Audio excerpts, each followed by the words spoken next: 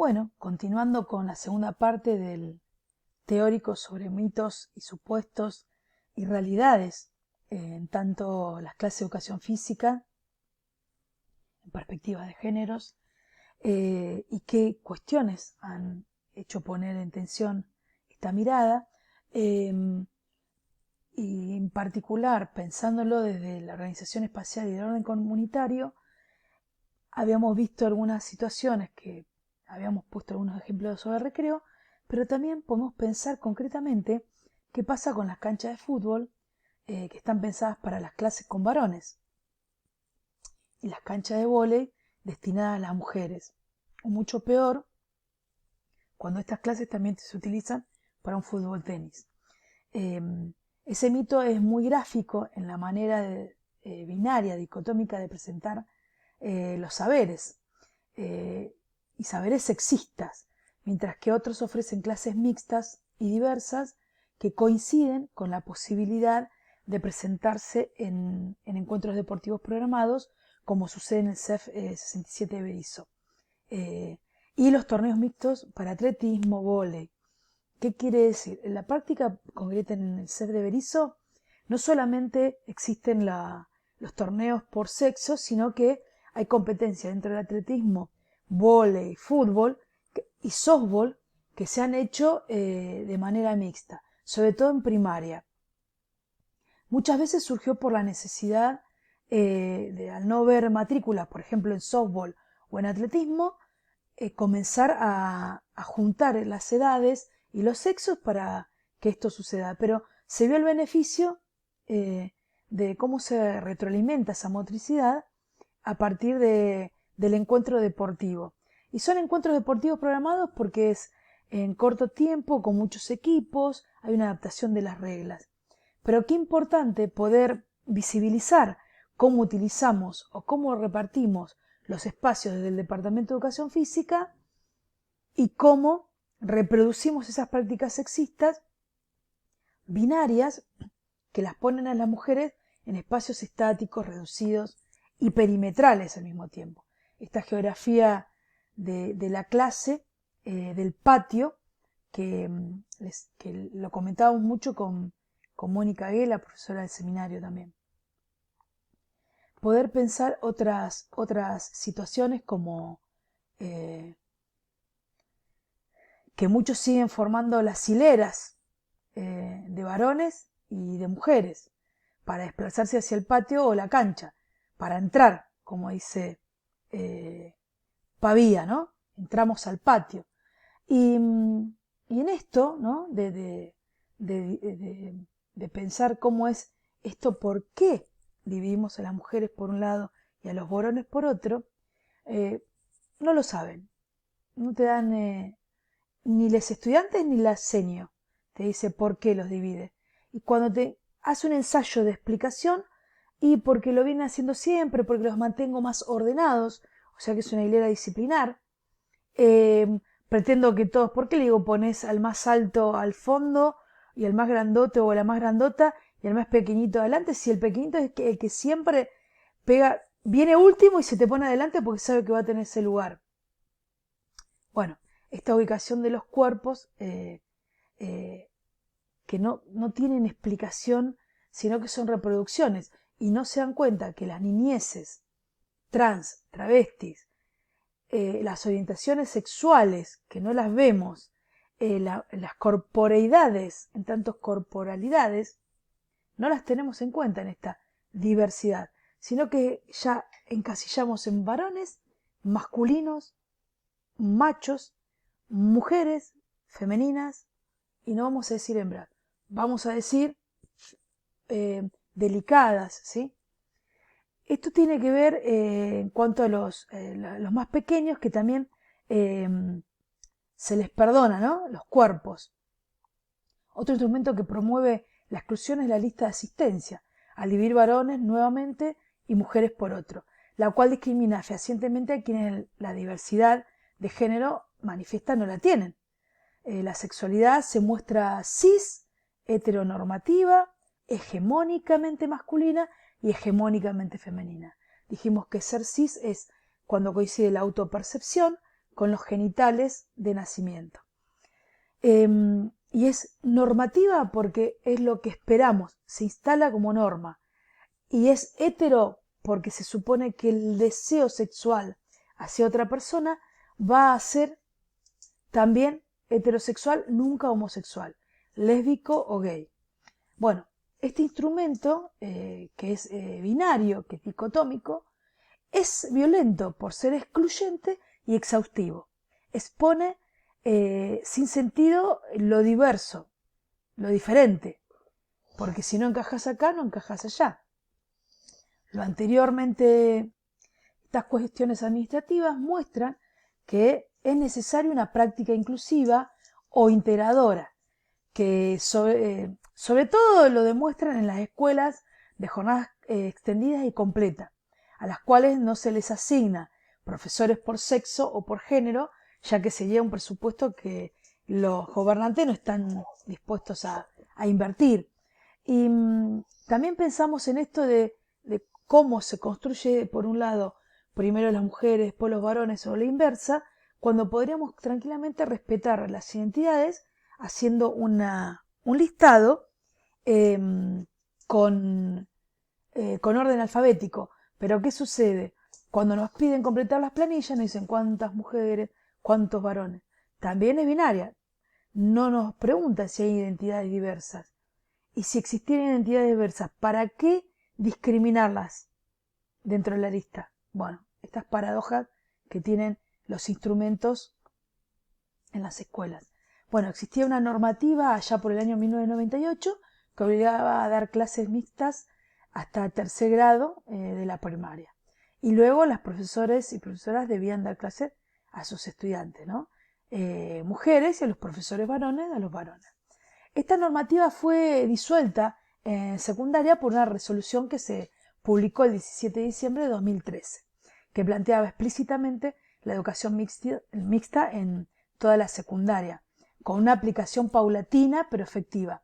Se recuerdan otros teóricos que lo habíamos visto con el tema de las normativas dentro de los establecimientos educativos. Entonces, lo que podemos seguir observando va a tener que ver con cuestiones prácticas, ¿no? Observen esto. Esta alumna tiene la misma edad que esta alumna, esta segunda alumna. Y esta estudiante, no me gusta hablar de alumnos, esta estudiante tiene, que está con la camiseta verde, tiene un año más que la segunda. Este estudiante varón, autopercibido, tiene la misma edad, ¿sí? Cronológica, estoy hablando de la misma edad cronológica, y quiero hacer la salvedad porque no es madurativa, que este compañero, y este también, me quedó bárbaro, ¿no? La foto, tiene un año más que este primero. Fíjense la alimentación, la contextura física, el desarrollo. Vino que nosotros tenemos edad madurativa, edad biológica, edad cronológica, edad futbolística, edad acuática. Bueno, entonces, esto es una foto de un torneo que se hizo mixto, que me gustaría empezar a hablar del torneo no binarios, dentro del CEF que le había comentado hoy. Así que bueno, ¿cómo es? ¿Por qué no empezar a separar? Y otro detalle que quiero que observen, que no tenemos un arquero, tenemos una arquera. Es una gran arquera. Era una gran arquera, ya egresó. Esta estudiante, nada más y nada menos, se vio interpelada porque les decían que iban a patear menos fuerte los varones para no lastimarla. Y medio que les puso una cara que no les gustó a nadie. Bueno, este modo binario, que reproduce la masculinidad y la feminidad hegemónica, se ha reproducido acríticamente durante los últimos años y han confrontado con las nuevas prácticas juveniles, estas que mostré, cambios sociales normativos como la Ley de Identidad de Género y la Ley de Educación Sexual Integral o ESI, entre otras, las cuales se han puesto en valor por su importancia en la equidad y en relación a las oportunidades, igualdad de derechos en tanto para varones como para mujeres, ¿sí? Y en tanto diversidad. Correrse de lo exhaustivo y de lo excluyente es el desafío, fue el desafío.